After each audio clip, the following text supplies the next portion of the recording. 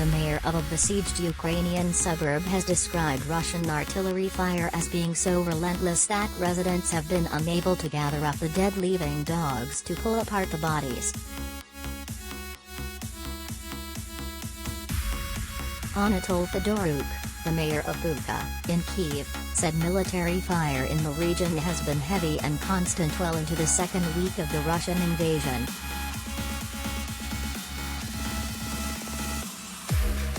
As the Kremlin said it again promises safe corridors for civilians, Mr. Fedoruk said a steady rain of shells and rockets continues to fall on population centers.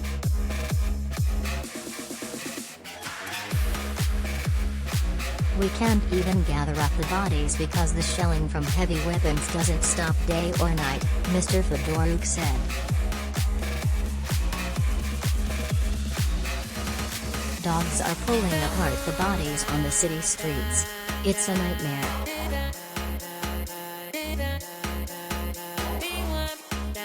Corridors intended to let Ukrainian civilians escape a Russian onslaught could open on Tuesday, Kremlin officials said, though Ukrainian leaders greeted the plan with skepticism since prior efforts to establish evacuation routes crumbled over the weekend amid renewed attacks.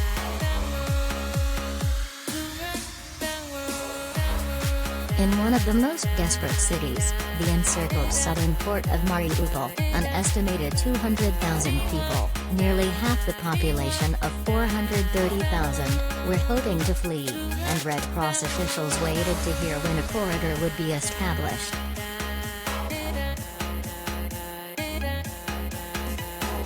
Russia's chief negotiator said he expected the corridors to be in use on Tuesday.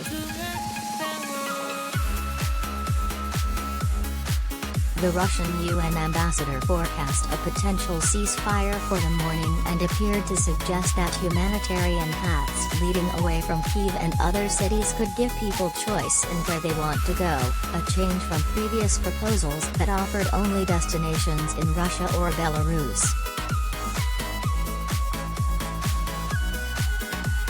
The office of embattled Ukrainian President Volodymyr Zelensky would not comment on the latest Russian proposal, saying only that Moscow's plans can be believed only if a safe evacuation begins. Demands for effective passageways have surged amid intensifying shelling by Russian forces.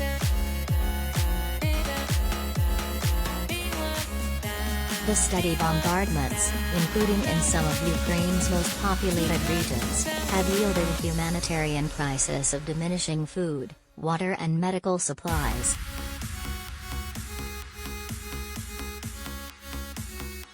Through it all, Mr. Zelensky said Ukrainian forces were showing unprecedented courage.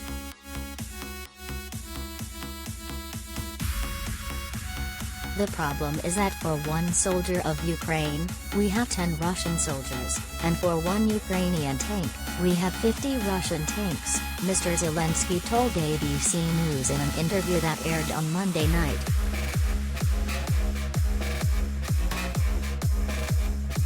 But he noted that the gap in strength was diminishing and that even if Russian forces come into all our cities, they will be met with an insurgency.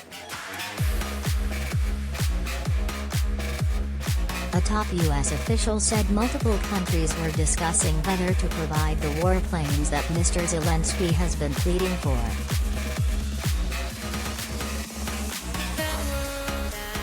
At The Hague, Netherlands, Ukraine pleaded with the International Court of Justice to order a halt to Russia's invasion, saying Moscow is committing widespread war crimes.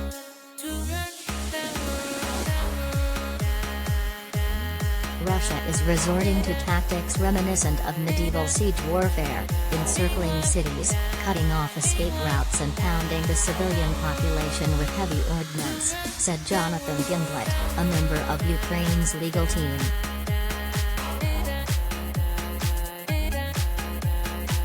Russia snubbed the court proceedings, leaving its seats in the Great Hall of Justice empty. The UN humanitarian chief Martin Griffiths addressed the Security Council and urged safe passage for people to go in the direction they choose.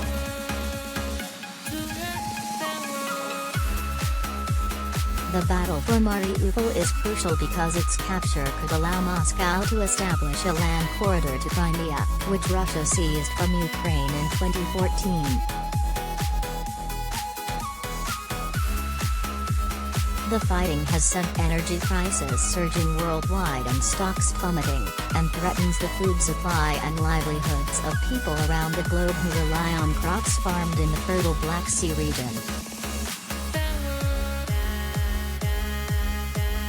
The UN Human Rights Office reported 406 confirmed civilian deaths but said the real number is much higher.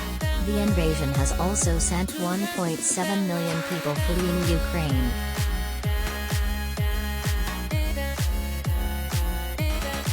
On Monday, Moscow again announced a series of demands to stop the invasion, including that Ukraine recognize Crimea as part of Russia and recognize the eastern regions controlled by Moscow-supported separatist fighters as independent.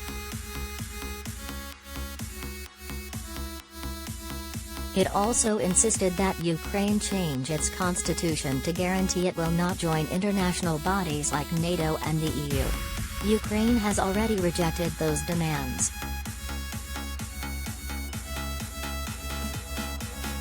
Mr. Zelensky has called for more punitive measures against Russia, including a global boycott of its oil exports, which are key to its economy.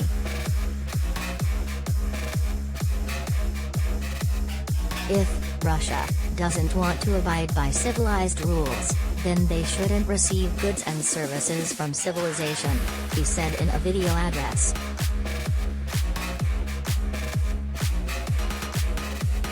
Advertisement.